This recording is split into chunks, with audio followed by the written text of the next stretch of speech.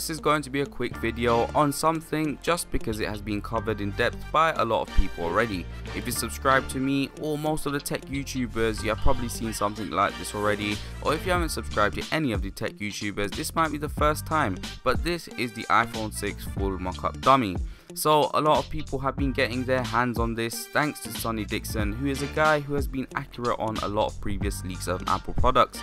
The thing with the full mock-up is that a lot of case manufacturers have already started producing cases to fit this phone, which gives a strong feeling that this mock-up is going to be 99% accurate.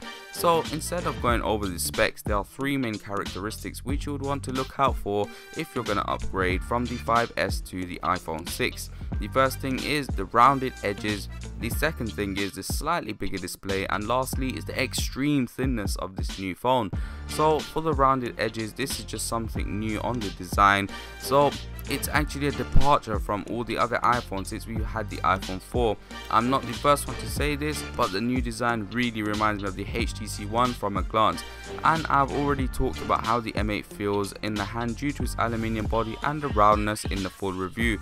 So it's definitely not going to be as quite as slippery as the M8, mostly because it's not as quite as big. But that brings us to our next point, which is the size of this actual iPhone. This is the biggest iPhone and most probably the biggest Apple will make. This dummy supports a 4.7-inch display, and there are a whole ton of more rumors that support this and a 1704 by 960 resolution. Here it is next to the 5S, which has a 4-inch display, and you can see that not only is it taller, but it's slightly wider, and it's definitely a much bigger phone that Apple have made. Of course, where this iPhone is not big is the thickness department. The iPhone 6 is going to be a very thin phone. We're talking 6mm thin. Here in a metal unibody case, which is very impressive. As most people know, the iPhones have never had the greatest of battery life, but seeing an iPhone that is even thinner than the current iPhone kind of gets me questioning how much bigger of a battery they can fit in here.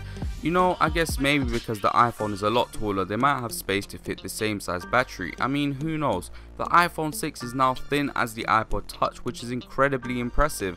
I don't see any other phone out there which is as thin as this and is built quite as well. Well, that's about it talking about the body. I mean, there's the minor things such as the relocation of the power button, which has been moved to the right hand side, which is a clever thing as the device is going to be quite tall. Other than that, there's nothing that seems to have changed, and there's nothing really exciting to expect from the iPhone 6. Apple can obviously surprise us with some crazy features, but this is about the best look we're going to get of the iPhone 6 right about now. What I found most interesting was actually how people reacted to it. I mean, if you don't follow me on my social networking accounts, which the links will be in the description, I've actually posted a couple pictures on Instagram and Facebook, and I've actually mostly received negative comments about it.